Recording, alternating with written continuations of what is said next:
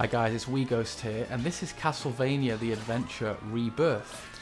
Now this is part of the absolutely excellent Rebirth series, which included Gradius and Contra, and these are Wii exclusive games that are well worth checking out. They were downloadable via WiiWare, and obviously WiiWare is no longer with us, we're not able to sort of buy new games, but you may be able to find this online somewhere. I would highly recommend having a look because it's actually a really good game. As you can see, the aesthetic of the game is very much in that 16-bit era, and it really harkens back to the SNES Castlevania titles, which that 16-bit era to me is one of my favourites, and it's absolutely classic. And yeah, this game is just really fun, and it's very retro, which is just, it's right up my street.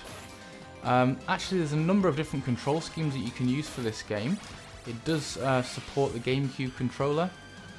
This is one that I actually prefer to play with the Wii Classic controller. I'm kind of getting used to that now, and the reason why is because I quite like the D-pad on it.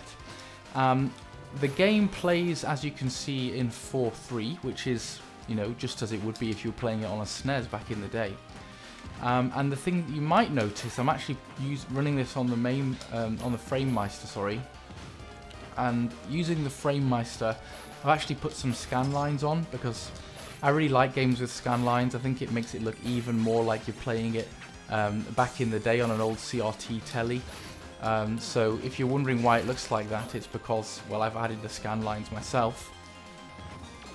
Sometimes retro remakes let you sort of change the graphic settings and add scan lines and colour palettes and things yourselves. That's not the case with this game, unfortunately. But, you know, even without the scan lines, it looks very decent. There's really a lot of effort's gone into this game. I absolutely love the soundtrack to this game as well. I think it's got a superb score to it, where you can hear it yourself right now. I like this power-up. It's actually, I think, probably the best power-up in the game, that one. Now these birds, there's a bit of a skill to them. You've got to wait for them just to arc round, and then as they come to get you, blast them. Now, there's a lot of things about this game that make it really old school, and I think the difficulty is one of them. It's certainly not a walk in the park. The other one is that the game doesn't really have a save feature. Now, a lot of the people who reviewed this game were very critical of it when it first came out because they were like, are you serious? I have to play through it all in one go? There's no save feature? And the kind of funny thing is that the game does actually have a secret level select in it, in the sense that when you've beaten a level, you can actually go back and select it again. Using the level select, you have to hold right at the start menu, and that actually makes the game much more user-friendly. I mean, it's not exactly like you can cheat, because you have to have got that far using your own skill, and the game does have essentially unlimited continues, but it just makes it a little bit kinder for the modern player who's a bit more used to games, not hand-holding, but having a few modern features like that. That's the first boss down. As you will note, the game basically has mini-bosses in between each level. So for most of the bosses, for most of the levels, you'll be beating 2 bosses to get through. One of the really cool things about this game is that there are multiple paths that you can take. That wasn't very good there, I just took a hit.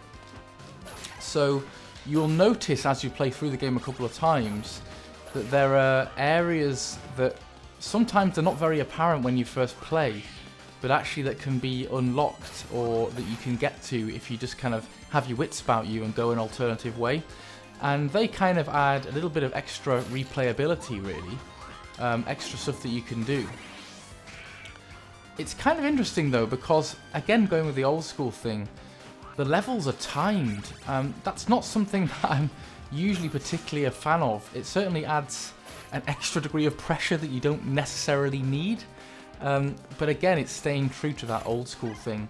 I'm not going to go to the left there because, well, it's just a few power-ups and points and things. Can't be bothered. You can do that in your own time if you want to see what's over there, over that mysterious chasm. And yeah, this bit's actually, when I first played it, I was like, whoa, this is tough. It's like endless eyeballs falling down, and they're really funny in the way that they move. They deflect off things and will continually come to get you. They're quite a nuisance, those eyeballs. I suppose you might call them Eye of the Beholders if you were playing an old dungeon crawler. Right, so we're coming up with... Oh, this isn't the greatest. You know, with the Castlevania games, you get these magic power-ups. This one is rubbish, because look at the distance on that. It's pathetic. It, like, slightly attacks in front of you. Fantastic. That's really useful. Anyway, we're not going to need it with this boss. He's basically a big bouncing eyeball, and you could... Oh, God. Spoke too soon. If you time it right, you can basically just spam the guy. Like this. Doesn't even get you. Just... That's all you got to do. Just keep hitting the dude. So there we go. That's the second boss down. Might just collect the last few little bits. And then we'll get the orb. And that'll be the end of that. That's stage 1. Take care, guys. And I'll speak to you all next time for stage 2.